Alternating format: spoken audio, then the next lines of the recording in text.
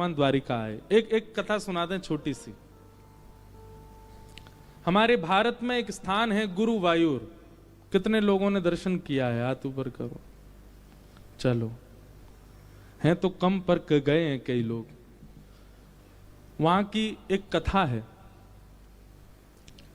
हमारे द्वारिकाधीश प्रभु जब महाभारत युद्ध के लिए हस्तिनापुर चले गए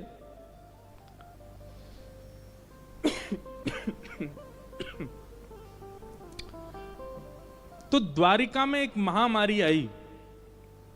और वो महामारी कैसी थी कि भगवान के दर्शन के वियोग में लोग यहां के ज्वर उनको चढ़ता था। और वो ज्वर ऐसा होता था कि उस ज्वर युक्त व्यक्ति को जो देख लेता था उसको भी ठाकुर जी का विरह होने लगता था, उसको भी ज्वर चढ़ जाता था। और धीरे धीरे लोग अपने देह का त्याग जैसा करने लगे।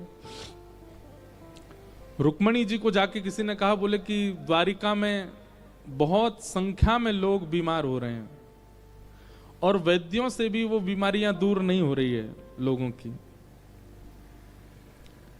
तब रुक्मणी जी ने भगवान को एक पत्र लिखा और कहा कि भगवान, आप कैसे भी करके थोड़ा समय निकाल के द्वारिका आ जाइए, क्योंकि द्वारिका के लोग आपको देख करके जीते हैं और इतने दिन हो गए आपको देखा नहीं है। यहाँ के लोगों को महामारी हो रही है,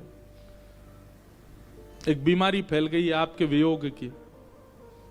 सोचो, हम लोग अपने आप को भक्त कहते हैं, यहां पर बीमारी हो रही है लोगों को बिना दर्शन किए। तब भगवान कैसे भी करके महाभारत युद्ध से एक दिन के लिए द्वारिका आए। और जैसे ही भगवान आए तो ठाकुर जी के आते ही सब द्वारिका के लोग स्वस्थ हो गए। तब ठाकुर जी बोले, देखो हमको महाभारत युद्ध में जाना पड़ेगा, हम यहाँ रह नहीं सकते हैं, लेकिन जाएं कैसे, ये लोग तो व्याकुल हो जाएंगे।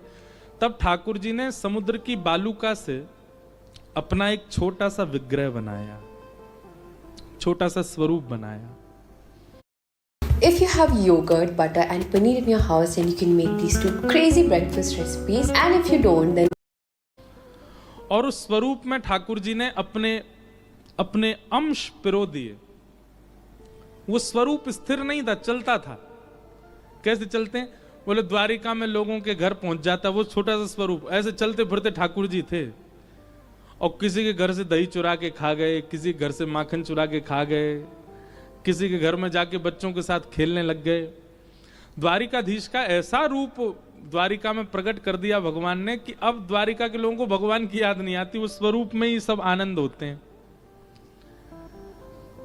ठाकुर जी वापस हस्तिनापुर चले गए, युद्ध आदि कराया, वापस द्वारिका आए। फिर जब द्वारिका से भगवत धाम जाने की लीला प्रारंभ हुई, तब भगवान ने बृहस्पति गुरु और पवन देव इन दोनों को आमंत्रित किया और दोनों से कहा कि देखिए द्वारिका मेरे जाते डूब जाएगी, जो शेष अंश बचेगा वो भगवान की स्वधर्मा सभा, ये सभा क्षेत्र है जिसमें हम बैठे हैं।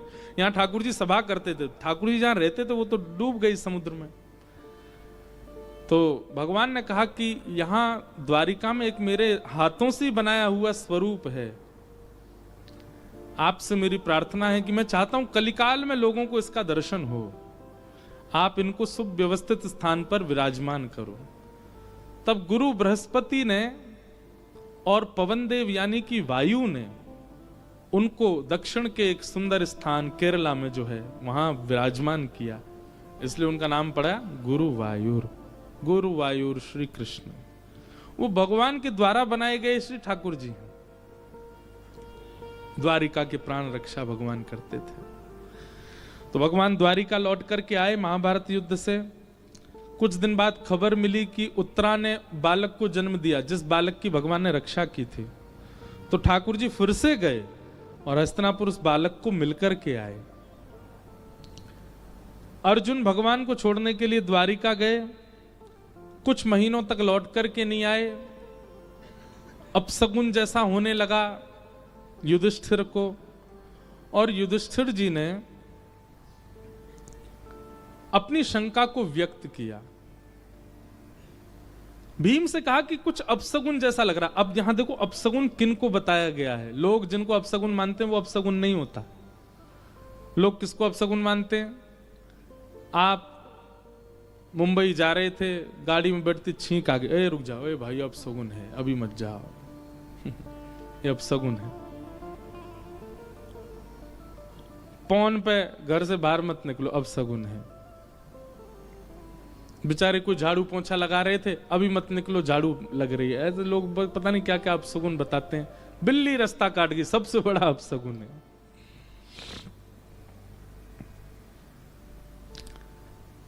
अब यहां युधिष्ठिर को जो अपशगुन हो रहे थे, उनमें सबसे पहला अपशगुन क्या कि सुबह का सूर्य उदय हुआ है, पर कैसा लग रहा है कि जैसे शाम हो गई हो। अस्ताचल को सूर्य उदय नहीं लग रहे हैं, ऐसा लग रहा है अस्त हो रहे हो। ये अपशगुन है।